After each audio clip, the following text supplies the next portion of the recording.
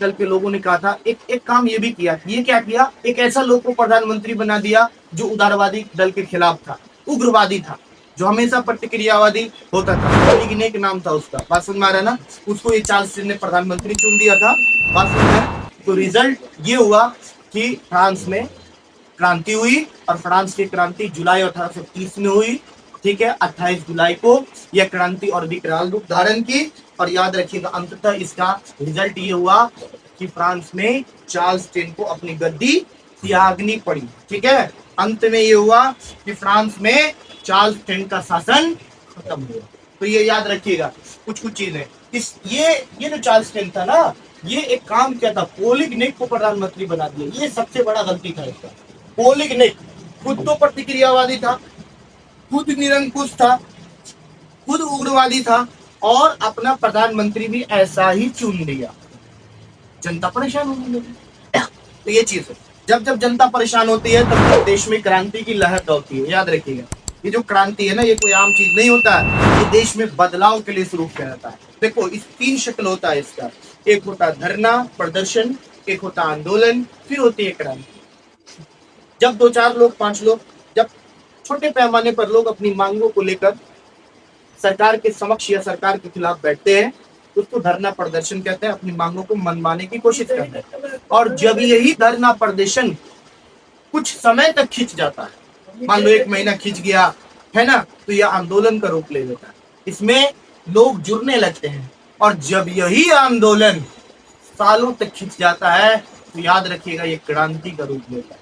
और क्रांति किसी भी देश के शासक को उखाड़ फेंकने के लिए काफी होता है। क्रांति आसान चीज नहीं होता। बात समझ में आ रहा है? तो ये सारी चीजें आप लोग समझ गए होंगे। हमारे हिसाब से लग रहा है इसमें कोई दिक्कत आप लोगों को नहीं होगा। देखिए, 1830 के बाद 1848 में लुई फिलिप शासक बना था वहां का, फ्रांस का। 48 में लुई फिलिप सेल्फिश था। लुई फिलिप का विदेश नीति अच्छा नहीं था। लुई फिलिप फ्रांस की जनताओं को रोजगार नहीं देता था।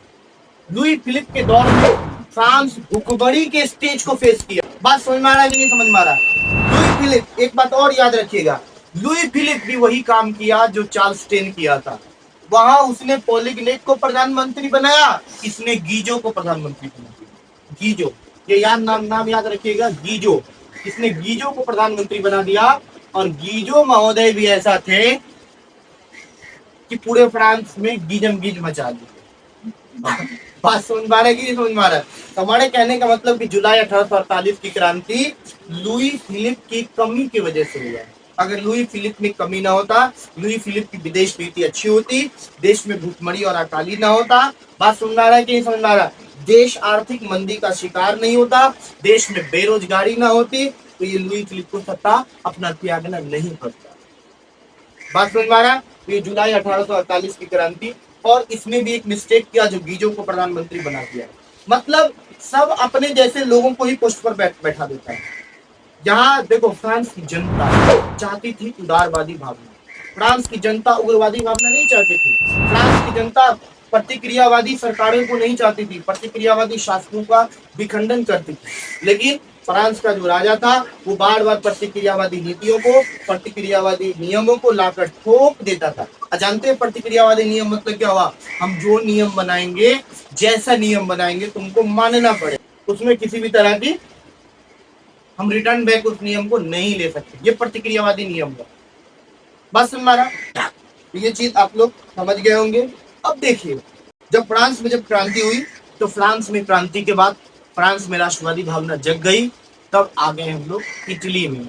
हमने देखा कि मेटरनिक ने ऑस्ट्रिया को कैसे ऑस्ट्रिया की बदला। हमने देखा कि फ्रांस की जनता ने किस तरह से फ्रांस के रूप और नक्शे को चेंज किया। और अब हम देखेंगे कि इटली, याद रखना, ये इटली यूरोप में राष्ट्रवाद का एक केंद्र रहा है, सेंटर ऑफ यूरोप। बात समझ आ रहा है? यूरोप में राष्ट्रवादी भावना को इटली से जगाने की शुरुआत हुई है।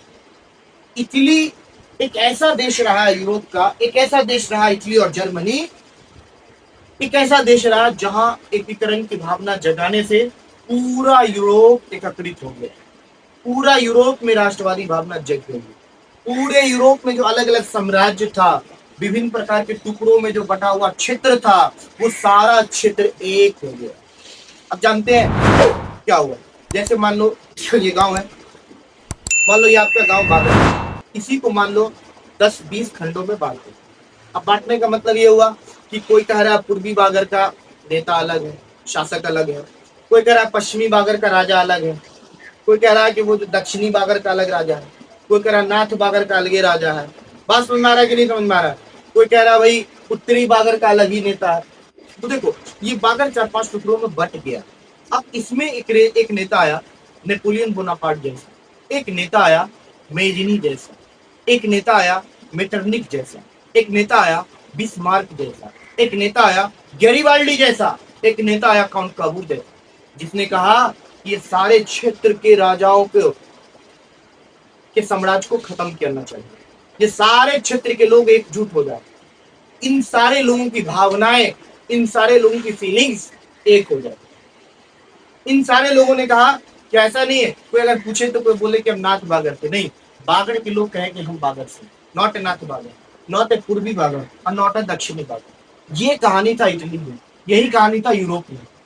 तो प्रैक्टिकल तुमको हम समझा रहे हैं कि तुम सोच रहे होगे कि सर उस टाइम से चर्चा ले रहे हैं, ये राष्ट्रवादी भावना, ये एकीकरण, ये एकीकरण, ये एकीकरण क्या होता है?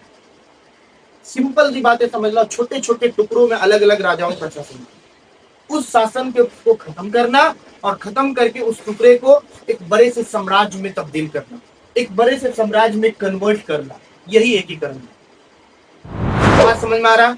तो ये आप लोग जान गए होंगे। चलिए जरा मेजनी के बारे में हम लोग पढ़ लेते हैं, थोड़ा इसको साफ करते हैं, ध्यान दीजिएगा इसको। मेजनी, जोसेफे मेजनी, दैट्स व्हाई बहुत इंपॉर्टेंट है, इसको थोड़ा ढंग से देखिए। देखिए अगर हम मेजनी के बारे में बात करें, जरा ध्यान दीजिएगा आप लोग, कुछ इसका नाम रखते हैं जियोसेपे मेजनी, जियोसेपे मेजनी, वेरी गुड। इसको हम लोग थोड़ा सा ऐसे कर देते हैं, ऐसे कर देते हैं, ठीक, कुछ इस यूनिक तरह से बनाते हैं, ऐसे बनाते हैं, कुछ इस तरह से हम लोग करते हैं बॉक्स, कुछ इसमें यूनिक टाइप से बनाते हैं, ध्यान दो अच्छे, ठीक है। इन लोग आज बहुत नया नया तरीका से पढ़ाने ताकि तुम लोग समझ जाओ। बात समझ में आ रहा है? हाँ, इसको हम लोग यहाँ से एक ब्रांच निकाल दे रहे हैं, मान लो थोड़ा सा ध्यान दीजिएगा, इसको हम लोग इस तरह से निकाल दे रहे हैं। अब जैसे देखो, ये मेजनी 1805 में जन्म लिया था, 1830, 1831, 1834, 1848,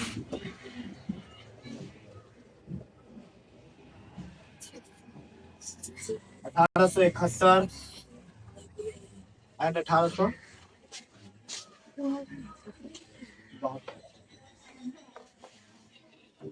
ये मेजनी। अब एक चीज और ध्यान देना, इसका नाम रखते हैं मेजनी। ये मेजनी की कहानी है,